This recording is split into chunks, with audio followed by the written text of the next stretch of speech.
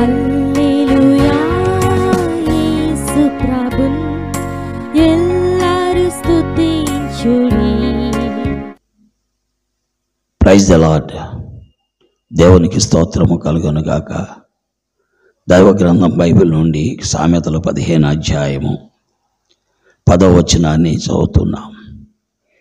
చేరువచ్చిన ప్రియులందరికీ యేసుక్రీస్తు వారి నామములో వందనాలు తెలియజేస్తూ ఉన్నాను. మార్గమును విడిచిన వానికి కఠిన శిక్ష కలుగును, గద్దింపును ద్వేషించు వారు మరణము నొందుదురు. మార్గము విడిచిన వానికి కఠిన శిక్ష,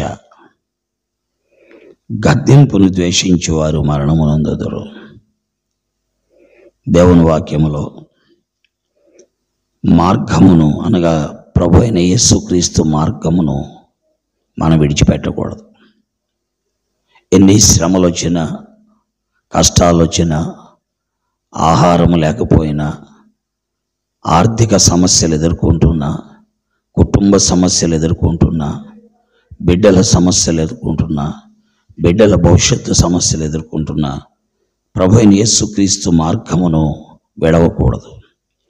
విడిచిన వానికి కఠిన శిక్ష కలుగుతుంది.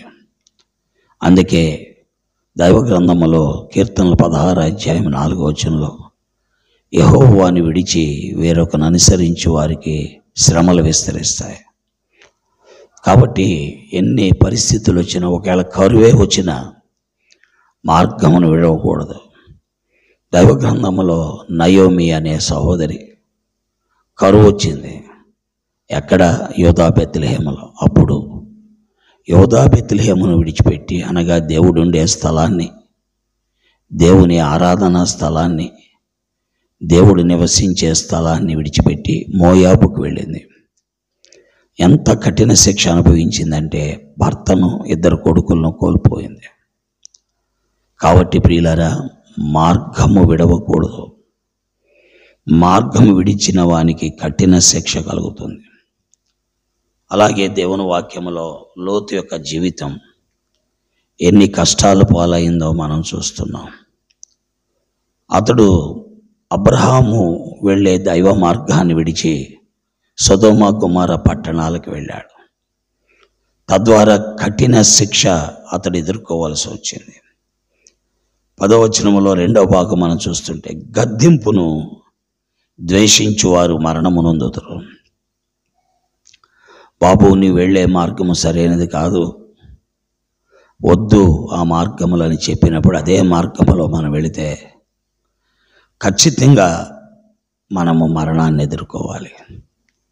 లేఖనాల్లో మనము చూస్తూ ఉన్నట్లయితే దైవ గ్రంథం బైబిల్లో గద్దింపును ద్వేషించిన వారు ఉన్నారు.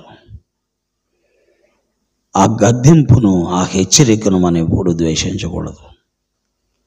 ఆ గద్దింపును, హెచ్చరికను మనము ద్వేషిస్తే తప్పక మరణము పొందుతాం. అందుకే బైబిల్లో 1 రాజుల గ్రంథం 13 అధ్యాయంలో ఒక యవనస్తుడు దేవుడు హెచ్చరిక ఇచ్చాడు. అయ్యా, నీ వెళ్ళి బేతేల్లో యెరోబాము కట్టించిన బలిపీఠం గురించి ప్రవచించి ఇంకెక్కడ ఆకుండా తిరిగి రమ్మన్నాడు.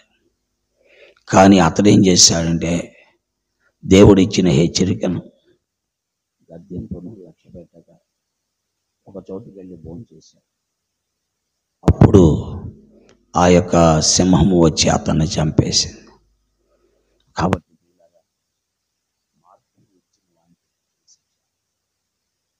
గద్దింపును ద్వేషించిన వానికి మరణం కలుగుతుంది. కాబట్టి గుర్తెరిగి ప్రభు అయిన యేసుక్రీస్తు వారి మార్గమును విడవక, ప్రభు అయిన యేసుక్రీస్తు వారి గద్దింపును లేక హెచ్చరికను తిరస్కరించక ఆశీర్వాదాన్ని అనుభవిద్దాం. ఆ ప్రభువుని వెంబడిద్దాం. దేవుడు ఈ మాటలు దీవించుగాక. పరిశుద్ధులైన తండ్రి, నీకెంతో వందనాలు.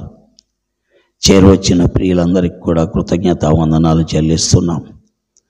వినేవారిని దీవించండి. నీ వాక్కు మా మధ్యలో ముద్రించండి. మీరే మహిమ పొందండి. మీ చేతులకు సమర్పించుకుంటూ విస్తారమైన నీ కృపా, మీ దయ కోరుకుంటూ నీ పాదములతో సాగిలపడుతూ నీ ఘననామాన్ని కొనియాడి గొప్ప చేయొచ్చు. యేసుక్రీస్తు వారి అద్వితీయ నామములో స్తోత్రించి కీర్తించి బ్రతిమలాడి వేడుకుంటున్నాను తండ్రి. ఆమేన్.